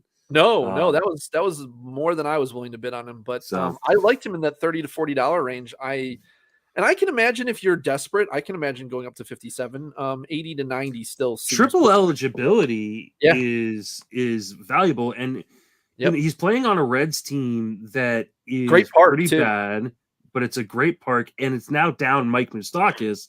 Right. They dealt with some injuries. Votto's been out. Like, he's gonna play, I think, pretty regularly, at least for the time being. Like, listen, they played him 12 straight games. You don't do that with a guy that you don't feel some type of way about. And he's also hitting second. So a good he's barometer. Seeing the ball really, really well right now. A good barometer to figure out how a team feels about a guy. Where are they hitting him? Are they hitting him second, or are they hitting him like 7th, 8th, 9th? His position is probably pretty secure. Like, I don't think even when I don't think it's secure long term. What's long term? This year or beyond this year? This year. No, I mean, if he goes into a huge slump and Moustakas and Indy are back healthy and they have someone else at DH playing well, maybe. But hold on, I don't know, man. That's a pretty bereft offense. Let me go through their IL right now. I know. Joey Votto, Jonathan India, Mike Moustakas, Jose Barrero, Donovan Solano, Jake Fraley, and Nick Senzel are all in the IL. These are all guys who are opening day players for them. They're all in the IL. When those guys come back, you think Barrero was going to start with them? Maybe not. But I mean, he's on their major league IL. I mean, Solano is whatever. They don't need to play him. And no, they don't. But there's still they don't need to play. There's still 6 guys. Yeah, but it's not really. It's like India, Moustakas. And he's going to cool off. I mean, he's still swinging outside the zone. It's India, Moustakas, and Votto, but they're going to sit guys like Matt Reynolds and Albert Almora. I mean, Colin Moran can sit. There's other guys, even though Moran's actually hot right now too. Friedel can sit. I think the Drury. I mean, if he keeps performing at a decent level, I think he keeps playing every day. Yeah, I don't buy this is going to stick. Like, I mean, might not. I like what he's doing right now, but I think he is just locked the fuck in. This is very much like Michael Chavez like 2 weeks ago. It's not going to come crashing down the same way it did for Chavez, but I don't think this is going to stick around. I was a big Drury guy years ago, but I mean, I don't think this is sticking around. But I think you ride it I think you ride it for now, and there's opportunity right now. Right. So I'm not saying like don't do it. Jarren Duran, I don't know why you added him to the sheet because he got sent back down to the minor leagues. Well, but people were getting ready to bid big on him. Then he got sent down, but a lot of people still put in bids on him, just much smaller bids on him because they think that he's going to be called back up. Because actually, Jackie Bradley Jr. not the defensive prowess that he used to have. He's struggling, and obviously offensively he doesn't offer much there. So how long before the Red Sox just say screw it and bring Duran back up? I mean, someone said it best. They're like, look, I can get him for a couple dollars now, hold him for a couple weeks instead of paying triple digits for him the next time he gets called back up. It's got to be nice to be in a situation in which you can afford to just hold someone on your roster for your not the situation I'm in. Not your situation. In just about every league. I mean, I've got a couple leagues that aren't so bad, but they like Jackie Bradley Jr.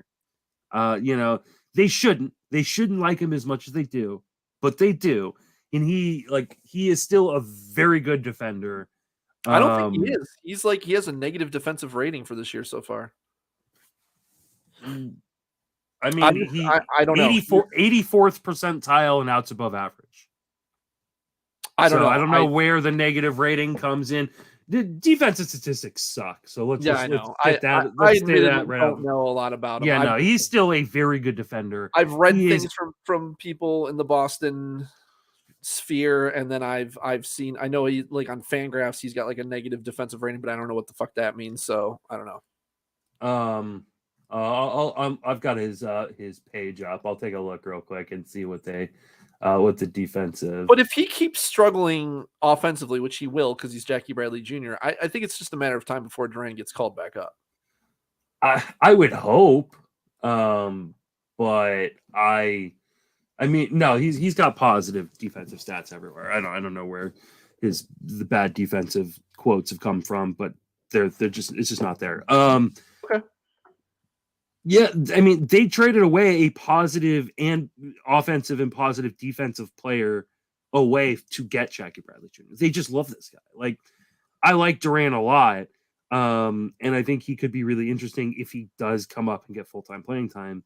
I don't know where it comes from. I think he needs an injury.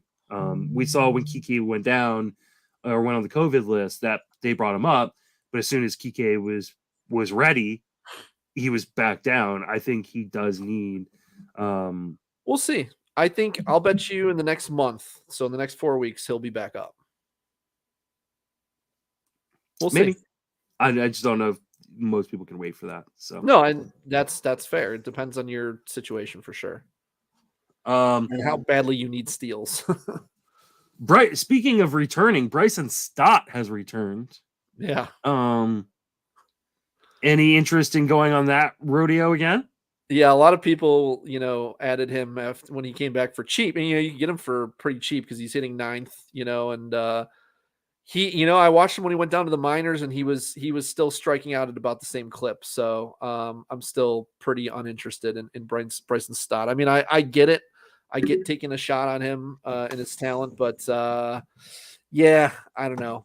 I'm just I don't, I don't see that lineup. There's no upper mobility. Like there's no way he can hit in the top 6 there anyways. So I don't like situations like that where he's going to be hitting the bottom of half of the lineup and he strikes out a lot. I just don't like it. I have to ask, what's the allure of Bryson Stott? I don't get it. Like I just don't. He's not like a big power guy. He's not a big speed guy. He's got a decent hit tool. I know our buddy Rob DiPietro is like a big fan and stuff. I just don't see it. Like I just don't see, like, even if everything comes together, like I think he's maybe like a 13-13 guy, like maybe a 15-15 guy. But that's everything coming together. And like you said, like I just don't see. I don't think where he's healed that much. Like I think he's probably like a 15, maybe 10 guy, or 15, 8 or 9 guy, something like that. Mm-hmm. I don't know.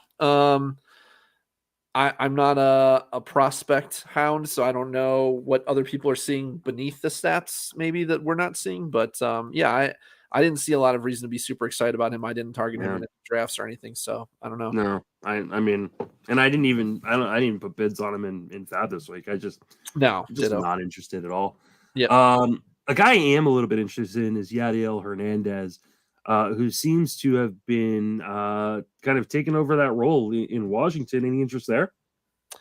Yeah, I mean, he's just got Lane Thomas there, and I know Lane Thomas truthers are waiting for him to get his shot, and it doesn't seem to be coming because Yadiel's been gaining playing time instead of losing it. I think he's got a good hit tool. He's a guy who doesn't strike out a lot, 20% strikeout rate. Expected batting average 280. He's obviously, hitting over his head at 365 with a 439 BABIP. So it's just a hot streak, but I do think that there's a little something there. I think, kind of similar to Drewery. I think he could sustain some playing time there for a while he's on a hot streak. And, I think he can be decent. He can get you, he's like a 20 homer bat when he plays every day. And if he can give you 20 homers with like a, I don't know, 270-ish average, 275, that has some value.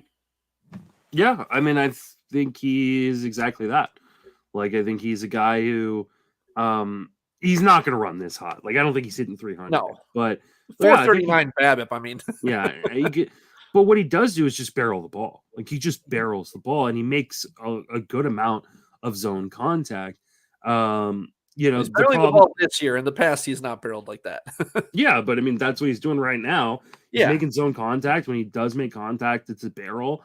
The problem is he's putting the ball on the ground a lot. And right now those balls are gonna, are getting through holes and stuff, and there are gonna be times where he's able to, get on base because those balls find holes, but there are gonna be stretches where he doesn't. And will he be able to keep that playing time when it doesn't? I'm riding it for right now, but I'm also like, he doesn't have like the kind of ceiling where I go, once he starts to struggle, I'm gonna hold on to him. I think I'm just gonna move on to the next guy. Yeah, and he does get sat versus lefties a fair amount too. So like 1, 2, 3, 4 out of his last 5 lefties he's faced, he sat against 2 of them. So he's not going to play every day, but while he's playing well and he's facing righties, you should be playing him too. Yeah, I agree. Josh Winder was my big pickup of the week in one of my main event leagues.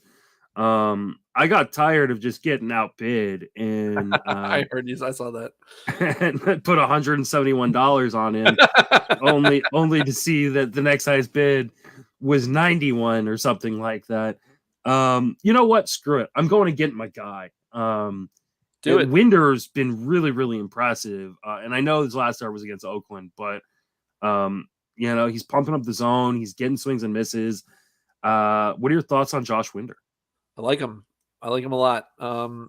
I couldn't pick him up this week because I already picked him up everywhere last week pretty much. So There you go.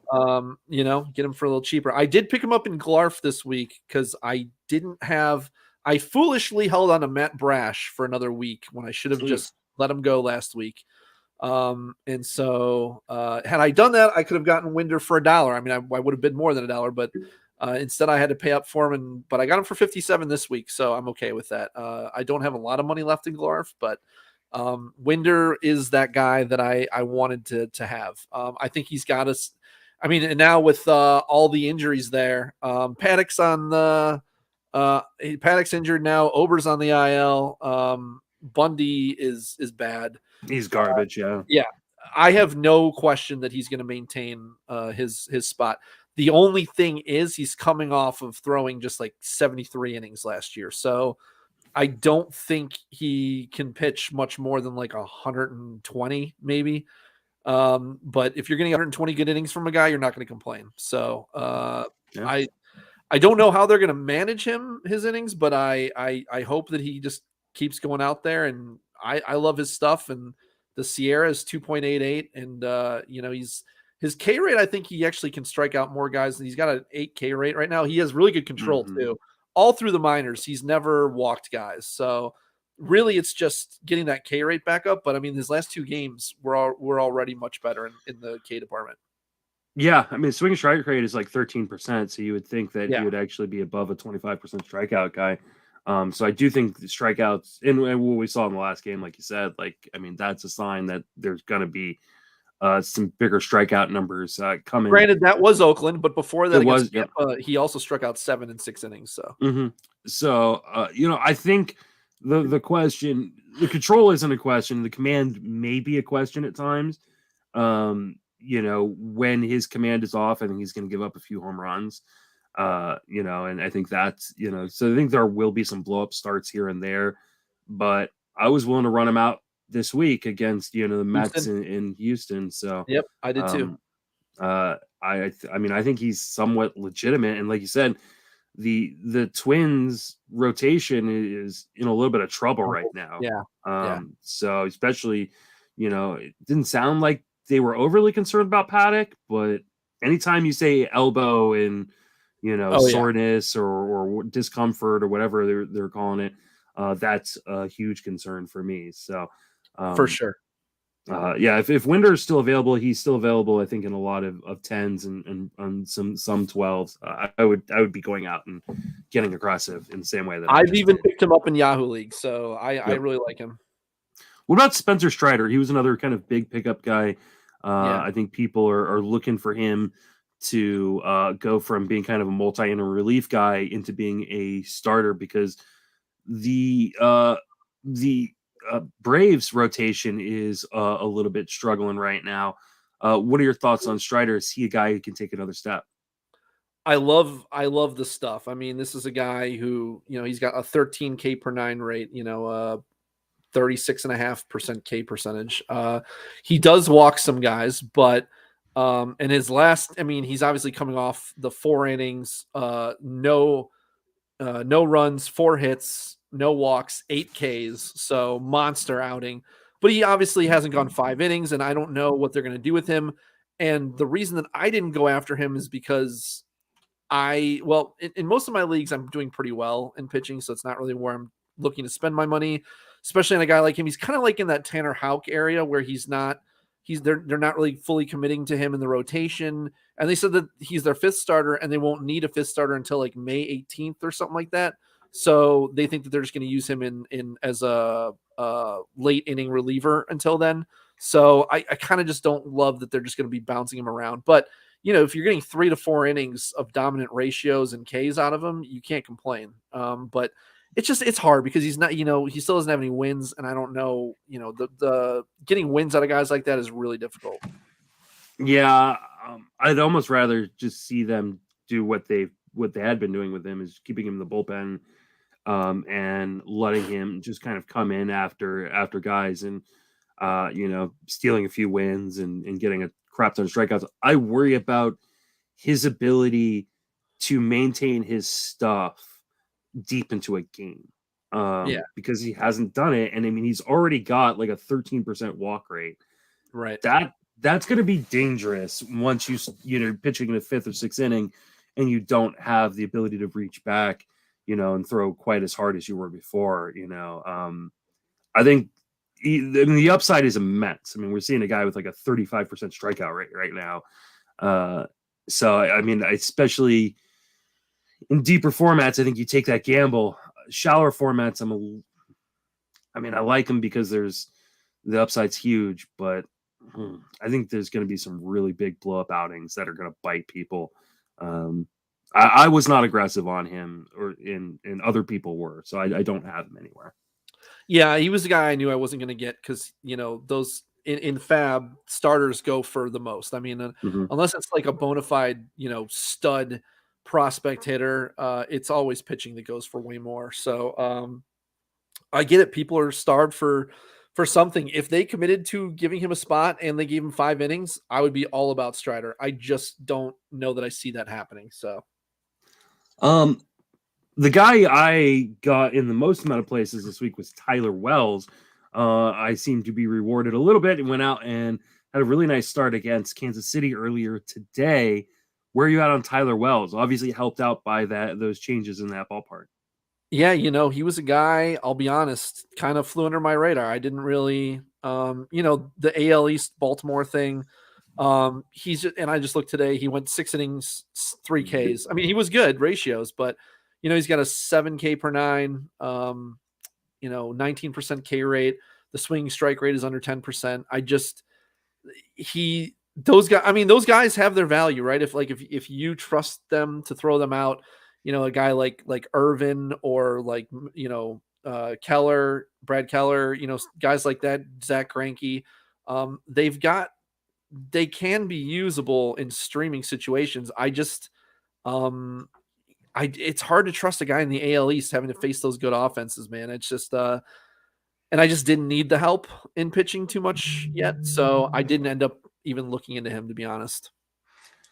I think he's got more strikeout stuff than this. I mean, he's had really good strikeout numbers, throughout the minor leagues and even in the majors last year.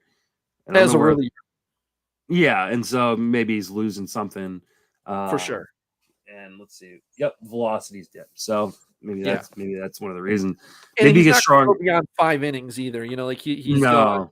Gone, 2 innings. But this was a really, really good 2 start. 5, 5, and 6. Yeah, no, I mean, it obviously was a good thought. I just didn't even think about it, to be honest. Yeah, I got aggressive on him in a few leagues, and I'm glad I did.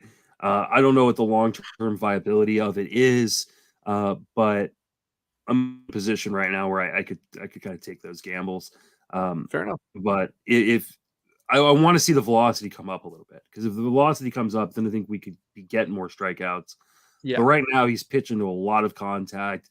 I do worry long term, like if he continues to pitch that kind of level of contact, like I think his zone contact percentage is around 87%. And if that, as the ball starts to fly a little bit more in the warmer weather, that could become a problem. So for sure. But for right now, I'm rolling with him. George Kirby, he got his major league debut. He was not available. And we can throw Alec Thomas into this discussion as well. Neither were available in FAAB and NFBC, but they were available in FAABs in your ESPN's Yahoo leagues, maybe still available in some. Kirby was really, really impressive. I don't know if you watched this start at all, but I sat down and watched it yesterday or last night before writing my Roto Riot piece. Really, really good command and control. Got some strikeouts as well. I was really, really impressed by his stuff.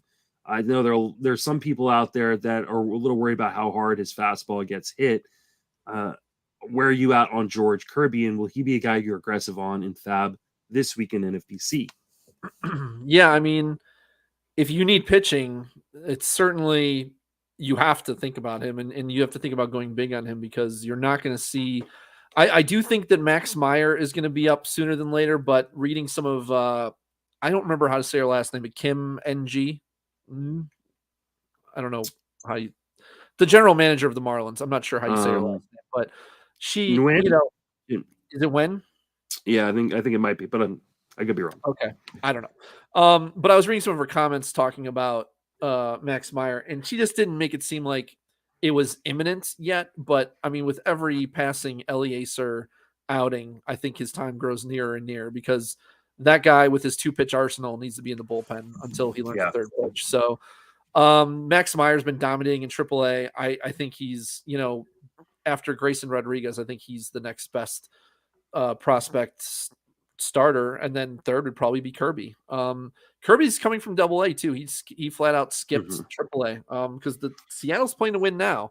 I also think teams don't want some of their pitchers going to the PCL because I mean those parks can be launching pads, and that's very true. I don't know that they want their guys going to some of those parks, and that makes a lot of sense. I didn't really think about that, but I mean he throws 96 and his fastball got a lot of whiffs. My concern is that his slider and change and curve, he barely uses curve.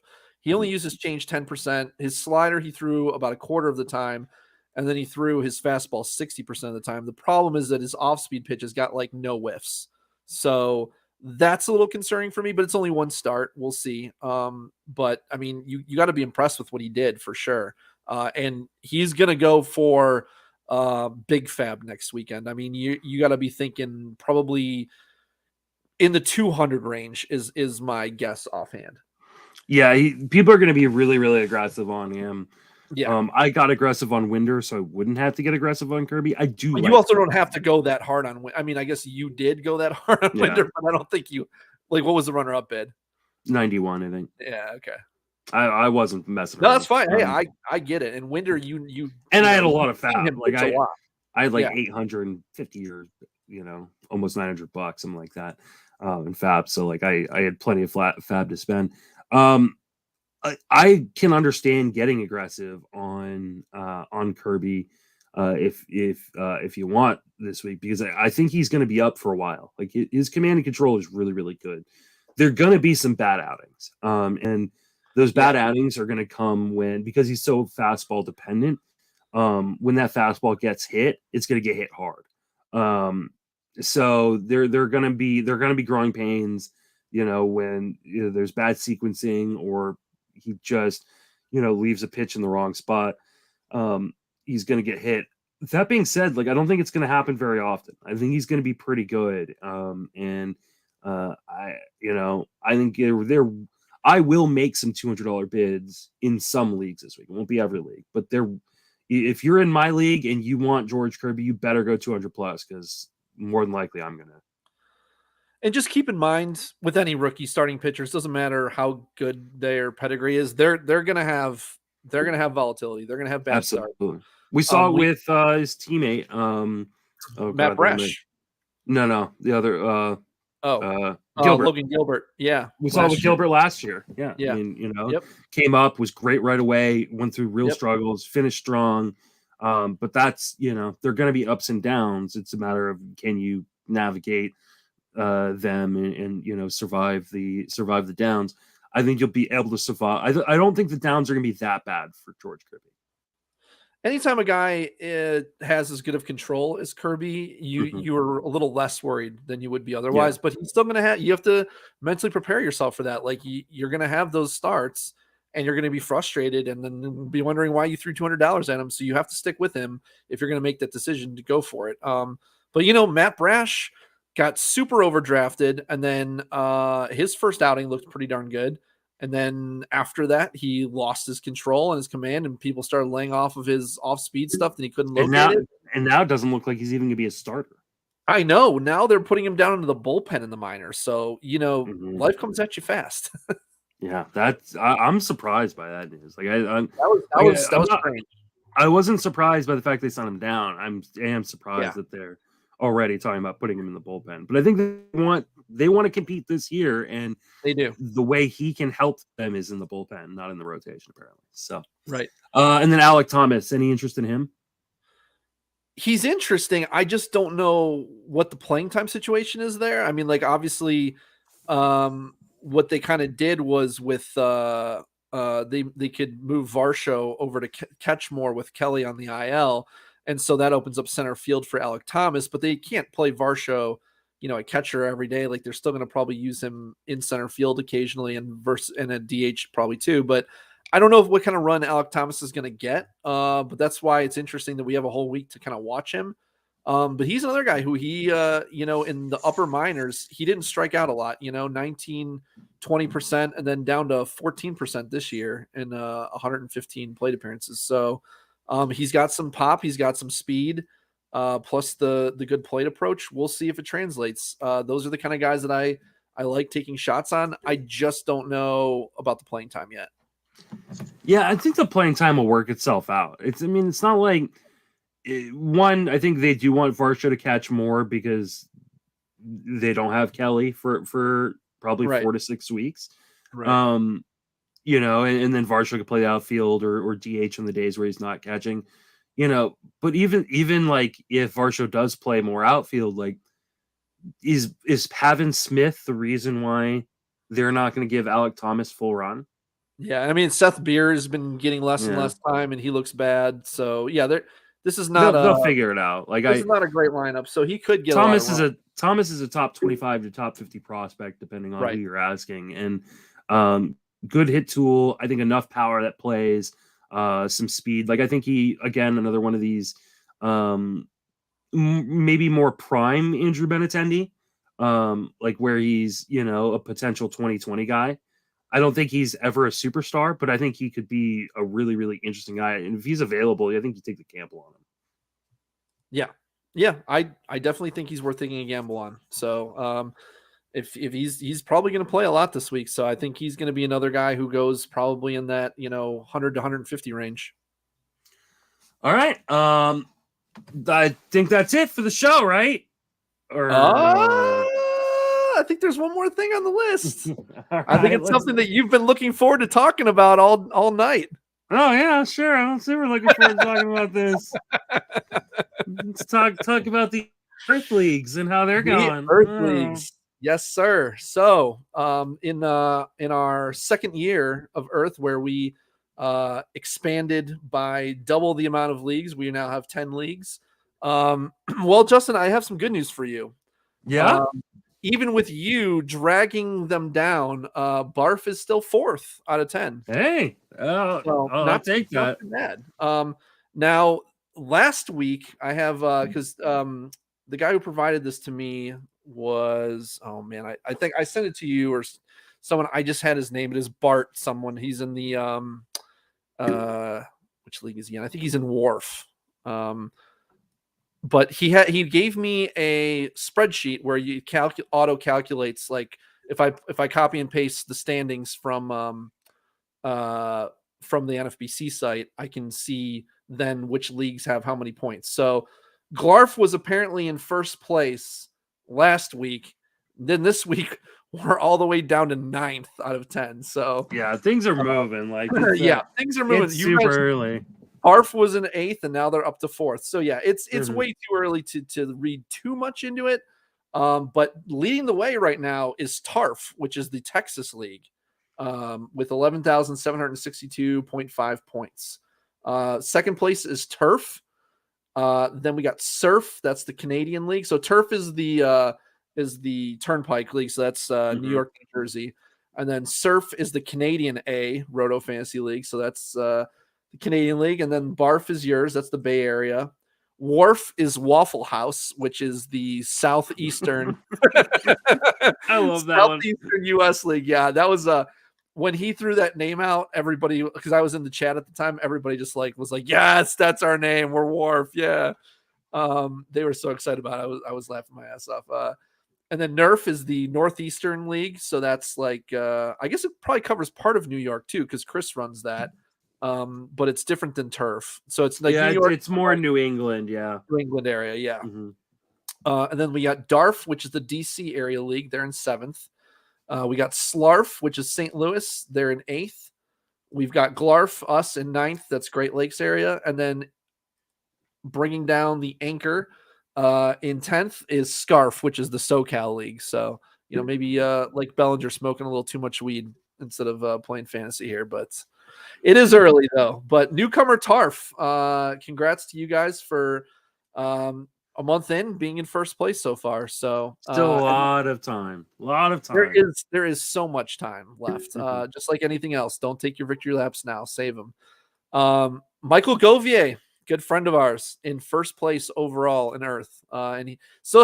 Despite having Govier in my league in Glarf, we are still 9th. So that tells you about how the rest of our league is performing right now. Ray Butler from Wharf is in second, right on Govier's heels. And then we got Nathan Grimm from Slarf in third.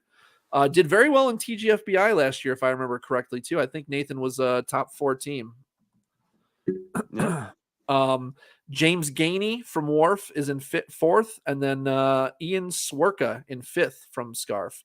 And then your boy Eno Saris is the top barf player in 6th place overall, or at least this is coming into today. He was in 6th.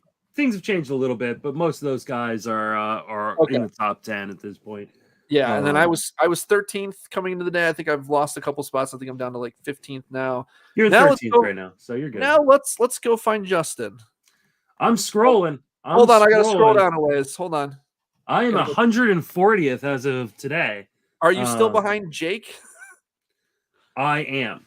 I don't know where Jake is. Jake. I see him. 130. He's 131. I'm 140 right now.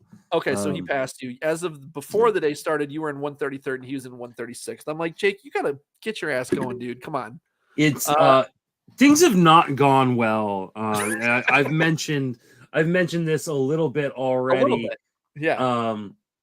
Yeah. So my Barf League team has lost its top 6 pitchers that I drafted.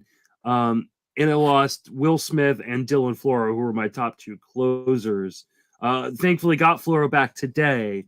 Was able to hold on to him. But my IL right now is Eloy Jimenez, Lance Lynn, Blake Snell, and Chris Sale. And then Michael Walker got thrown on the IL apparently too. So he's going to need to get dropped next week. It is not gone well. Currently my starting rotation, to give you an idea, is Drew Rasmussen, Nick Martinez, Chad Kuhl, Humberto Castellanos, Jacob Junis are my starting pitchers right now. It's been brutal. And keep in mind, I did not draft a single injured player. Yeah. And I've dropped number of guys. Yeah. This has just been, I think I mentioned this last week. It happens when you draft a little early, man. It sucks, but I mean, this is just like, this is comical. I know. At this point, like this is, for like, sometimes you have a team like I had a team in Barf years ago when I won Barf, that nothing went wrong. Like everything went right. I was in first place at the beginning of May and I didn't lose first place, the rest of the season. Like I think at one point in August, I was up like 35 points on second place or something like that. And everything went right. This is the antithesis of that, right? This is everything that could go wrong has gone wrong. I'm hoping I can survive enough to at least field a competitive team. But this is one of those. This has the feeling of one of those teams where there's no. This team has no fucking shot. Like it's just. You just got to keep going though, because this is for your ranking. Absolutely, still matters for the charity. I mean, I'm not in last place in my league, and that's why. And I know that for you're going to play your heart out, even if it's a free league, whatever. But the good thing about this is we made it not free, because I got a lot of feedback from a lot of people who were not motivated by that. But now on top of that, we've got the league aspect where you still have to help your league finish first. So you can't give up, even if you're going to lose. Like, even if you're like, I can't win Barf, you still have to keep trying, which is what I love about Earth. Absolutely. So I do want to point out a couple of other people too. So those 2 Johns who got second overall in Earth last year are currently in 125th coming into the day. The rogue drafter, the new rogue drafter, Arvin Gonzalez, was in 127th. So I'm interested to see if he does finish in last as I predicted. He was. Did you see that draft out of Darf? We talked about it. Yeah. Yeah, that was he's the one who took Clayton Kershaw in the second round, right? Yeah, that's looking like a good pick right now. I mean, yes and no. You could still have taken him several rounds later. And you could have taken him in the fifth and still been too early. A couple of our favorite ladies who appeared on our show, though, Jenny Butler was in 18th and Lauren Auerbach in 25th, both doing very well for Clark and Darf each. Jenny Butler is having a really good start to her season. I'm gonna double check it right now, but okay. She is absolutely murdering my auction championship league. And she is second overall in the auction championship. Is that the one that Jake's in too? No, Jake's not in that one with us. Okay, because he has an auction league with her in it, so it just must be a different one. This is a different one, but yeah, her team is second overall. Overall. It was first overall at one point. She's battling with Andy Saxton right now in Mark Cerebro and Sean Posma. So some really, really good players. She's having she's having a really, really good season. Good. Love to hear it. She was asking me a lineup. She was asking me a lineup question about her auction league. So she's probably like agonizing over every decision since she's in second place overall. Yeah, I mean, right now she's 136 points in our league. In second place, our friend Zach Waxman is 109. Okay, and I'm right around 90 right now. So like I've been in the mix. It's a 15-team league. I'm sorry. Overall, out of the overall. Oh, how many teams are in the overall? Yeah. Like when you say 90 or 109, I don't know how many that's out of, like 250 or something. 135 is the auction championship this year. So 90 now does not sound that great. No, sorry, 90 points in our league standings. Oh, okay. I don't know where I'm at in the overall. Fair enough. I'm 40th in the overall. Okay, so that's better than 90. Yeah, 90 would not be good. 90 would be very, very bad. That'd be like my barf league rank, which is actually lower than 90. So yeah. How's your team doing in Barf, and then we'll wrap it up. In Barf, I don't think I have. Sorry, Glarf, whatever. Everything is Barf to me. They're all just subsidiaries of Barf. Oh, look at you. Okay, all right. Was it you that did all the work getting this together? I forget. Yes. Well, AJ Pollock hit a homer off of the Guardians today, which looked to be the death knell, putting them up 8-2. And I was like, well, at least I have him on my Glarf team. And then we ended up winning anyway, so it was even better. So I have him on my Glarf team. He was really the only one. I did get 3 steals today. I mean, things are going well. I just need a second closer, and that's really it. This team could easily, despite you telling me I'm not going to win the overall, this team could very well win the overall. Yeah, you keep saying that, but that's fine. We'll see. The odds are you won't. Yeah, but odds aren't static, right? Like I know, but all players were equal, but we're not all equal. So I'm still gonna try to win the overall again. We'll see what happens. You're not even first in your league right now. Why don't you worry about your own league? I'm second. Give me a break. We're a month in, you schlup. All right. All right. Remind everybody. Pretty good so far. So we'll keep it rolling, and I'll still finish well ahead of you. That is guaranteed at this point. If somehow you finish behind me in the standings, you will never hear the end. Very wrong. I know. Yeah, I will never let you live that down after the start I've had in Barth. It's just it's Jake, unreal. I said, if you let Justin finish ahead of you, you're never hearing the end of it from me. So. Oh yeah, I mean this is worse than my 2019 main event team. And my 2019 main event team, I did it to myself.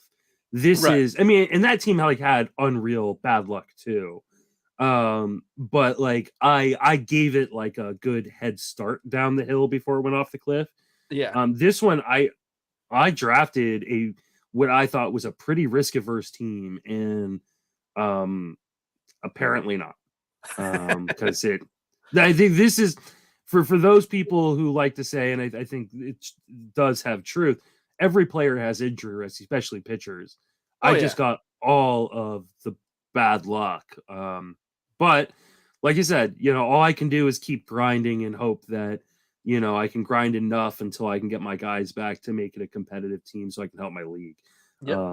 Right now, Eno is crushing the league. So I don't know that he did well last year too. He's been good.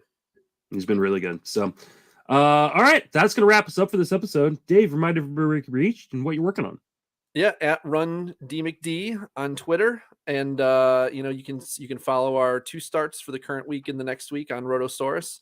And we're still working on some stuff, and I'm hoping I can get a hold of Jake one of these days to actually record High Stakes Heat, which we have not done in forever. But that's currently what's in the hopper for me. Nice. You can reach me on Twitter at Justin Mason FWFB. Email me or the show, friendsoffantasybenefits@gmail.com. I'm writing daily over at Fangraphs, and of course, recording this podcast and the Sleeper on the Bus podcast. Next week, we do have a guest, Eric Smolsky of the Catcher's Corner and Rotorballer is going to be joining us. So that'll be a lot of fun. Big fan of his. Yeah, he's a really, really great dude. He's one of my kind of favorite kind of newer people in the industry. Had him in my TGFBI league last year, so I met him. Yeah, really, really great analyst. So, won like a bunch of FSWA awards this year. So, nice. Getting some recognition. Yeah, I think he was Baseball Writer of the Year and maybe even Football Writer of the Year too. Wow. I want to say he won 2 awards, football and baseball. I can't remember what the football one was, but I'm pretty sure baseball was Baseball Writer of the Year. So, definitely tune into that next week. We'll be live at our regular time, which is 10 p.m. Eastern, 7 p.m. Pacific. For David and myself, thank you for listening. Have a fantastic baseball season.